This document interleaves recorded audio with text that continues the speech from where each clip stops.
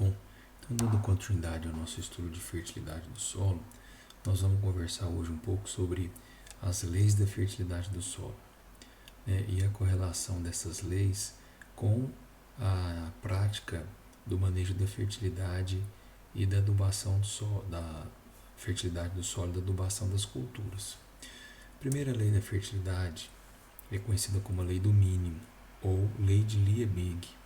Liebig é um pesquisador que no século passado ele, através de estudos científicos, ele identificou a necessidade mínima de cada elemento essencial para as plantas. O que quer dizer a lei do mínimo? Né? O crescimento das plantas ele é determinado pelo nutriente presente na menor quantidade adequada.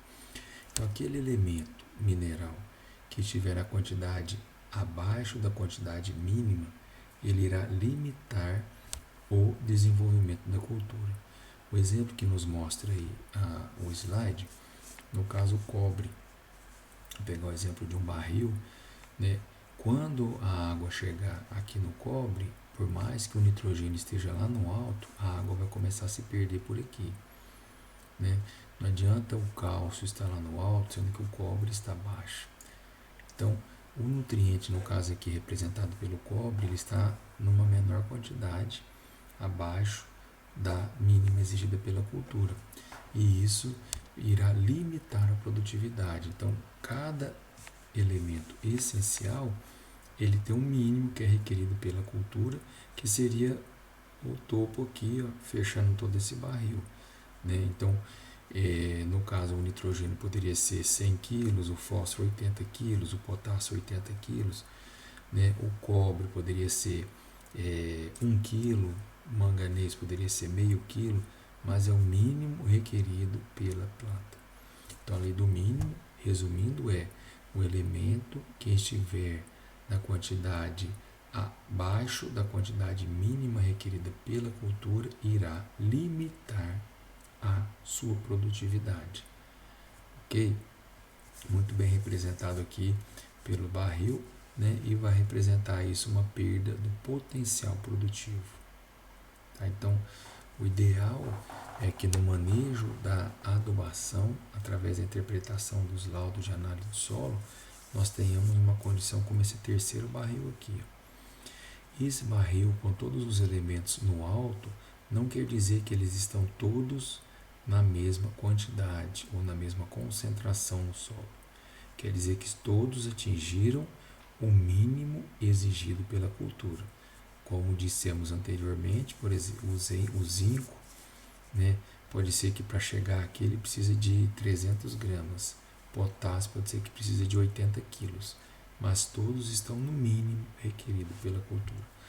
Caso algum desses esteja abaixo do mínimo, irá acontecer isso aqui, perda do potencial produtivo, né? Então, como nós comentamos sobre os critérios de essencialidade, um elemento não substitui o outro, né? Um dos critérios de essencialidade é que um elemento ele não pode ser substituído por outro elemento. Então, se o fósforo está abaixo do mínimo requerido pela planta, não adianta jogar mais nitrogênio que não vai suprir. Preciso fazer essa correção com o fósforo. Então, essa é a lei do mínimo ou lei de Liebig. A segunda lei que nós vamos conversar, o nome dela é lei da resposta quadrática. Quer dizer que os nutrientes adicionados a solos deficientes no nutriente, né, promove o crescimento e a produção vegetal até certo ponto, a partir do qual ocorre resposta negativa pela planta. Quer dizer o quê? Aqui temos no eixo Y aumento de produção, no eixo X a quantidade fornecida de nutriente. Então, à medida que eu vou aumentando a quantidade fornecida, eu vou aumentando a produção da planta. Porém, chegará um momento que a planta não mais responderá em aumento em produtividade, mesmo que continuemos aumentando a dose do nutriente, né? E aí vai passar para uma terceira fase, que é a fase do excesso, que gerará um efeito tóxico na planta e começará a responder com baixa em produtividade. Então, essa é a lei da resposta quadrática, todos os elementos, né? Aqui começa a deficiência, né, na classe baixa. Aqui são os teores que nós buscamos através da prática da adubação para garantir uma produtividade máxima, e aqui onde nós devemos evitar. Quer dizer, não é quanto mais elemento, melhor é para a cultura. Vai chegar um momento que o excesso será prejudicial para o desenvolvimento da cultura. Então, essa é a segunda lei, lei da resposta quadrática.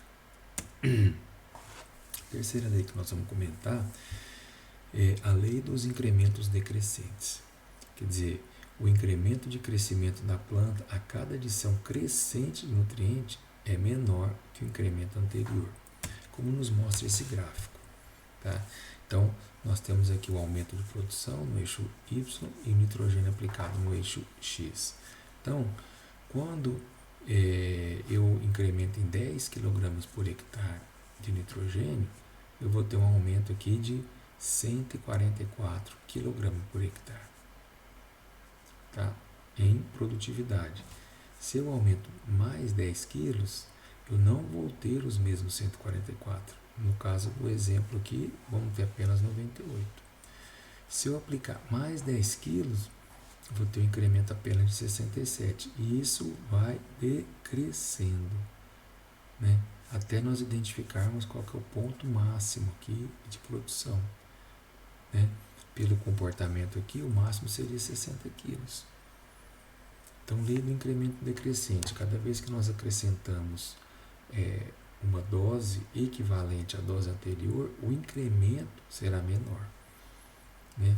Então, se nós continuarmos adicionando aqui o fertilizante, o que vai acontecer? Vai voltar lá na lei da resposta quadrática. Vai ter uma produção satisfatória, que seria o suficiente, depois começa o efeito de decréscimo, onde há uma toxidez das plantas. Então,